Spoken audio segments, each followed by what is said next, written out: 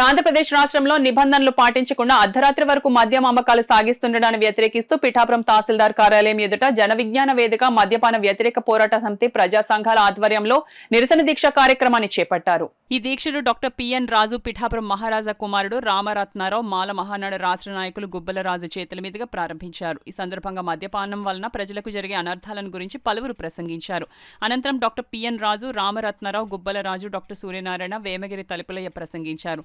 ఈ కార్యక్రమంలో కోనేటి రాజు, కరణం విశ్వనాథం, సాక రామకృష్ణ, కొమ్ము చిన్నబాబు, సతీష్, పావని, నానిబాబు, వేమగిరి చిన్నారి, వేమగిరి రమేష్ తదితరులు పాల్గొన్నారు. మనం కొత్త బట్టలతో, కొత్త ఆశలతో కొత్త సంవత్సరాన్ని ఆహ్వానిస్తున్నప్పుడు మన పాత అలవాటైన మద్యపానాన్ని వదిలిపెట్టాలని కోరుకున్నా. ఇది మనుషుల్లో రావాలి, ప్రభుత్వాలు ఏం చేయలేవు, మనుషుల్లో మార్పు రావాలి.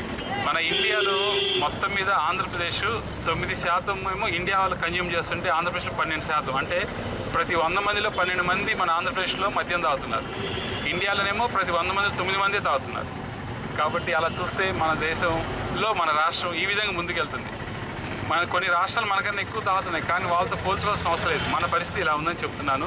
ప్రతి యూత్లోనూ, ప్రతి మనిషిలోనూ రావాల్సిన మార్పు ఏంటంటే వచ్చే సంవత్సరం లోపల ఇది బాగా ప్రబలి అందరూ ఈ విషపూరితమైన అలవాట్ల నుంచి బయటపడాలని ఒక డాక్టర్గా నేను కోరుకున్నాను. కేవలం పాములాడితేనా అది బయట వాళ్ళని కాటేయడమే కాకుండా ఈ పాము మటుకు మన్న కూడా కాటని వలన ఎంతమంది అక్కలు, చెల్లెళ్ళు, అన్నలు, తమ్ముళ్ళు, కుటుంబాలు నాశనం అయిపోతున్నాయి తెలియదు. వాళ్ళని పురోభివృద్ధి కూడా దెబ్బతీస్తుంది. ఈ అలవాటును మానేయాలి, నెమ్మదిగా మానాలి.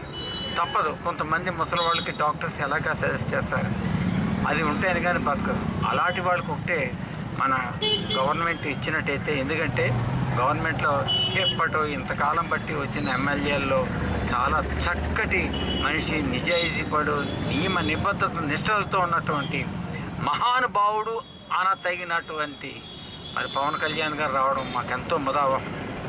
అందుకే ఆయన వచ్చిన తర్వాతనే చాలా వరకు సంస్కరణలు జరిగాయి. ఆ సంస్కరణలో జరగడంలో నేపథ్యంలో ఇది కూడా వారు చేర్చుకోవాలని, ఈ విషయం కూడా చేర్చుకుని వారు ఆలోచించి ఈ సమాజానికి మేలు చేయాలని వారిని శిరస్సు వంచి నమ్రతపూర్వకంగా నేను ఆయనకి విన్నవించుకుంటున్నాను. 200 కోట్ల రూపాయలు నూతన సంవత్సరం పేరు చెప్పి తాగించేటువంటి వాతావరణాన్ని కల్పించిన ఈ ప్రభుత్వానికి ఒకటే సూచిస్తున్నాం. ఎవరైనా రాత్రి 1 గంట వరకు షాపులు తెరిపించమని ఎవరైనా రిప్రజెంటేషన్ ఇచ్చారా?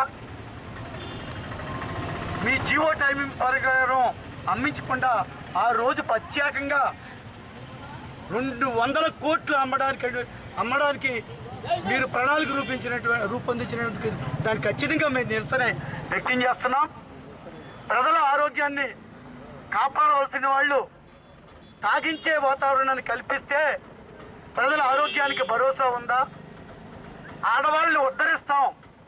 మా పార్టీ ఆడవాళ్ళని ఉద్ధరించడానికే పుట్టింది. 200 కోట్ల రూపాయలు తాగితే ఆడవాళ్ళు ఉద్ధరించబడతారా? దారుణాలకు ఒడికడుతున్నారంటండి.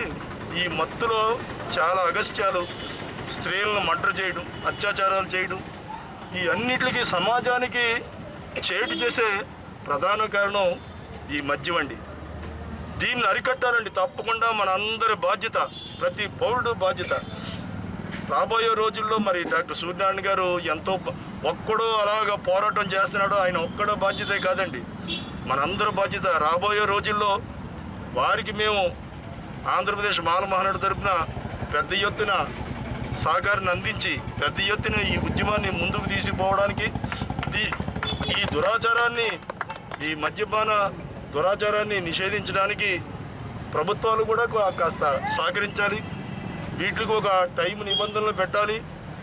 ఇలాగ విచ్చలవిడిగా అర్ధరాత్రి వరకు తలుపులు తెరిచి మీరు తాగొచ్చు, చక్కగా ఊగొచ్చు, తోలొచ్చు అనే విధానంగా ప్రభుత్వాలు వ్యవహరించకూడదు.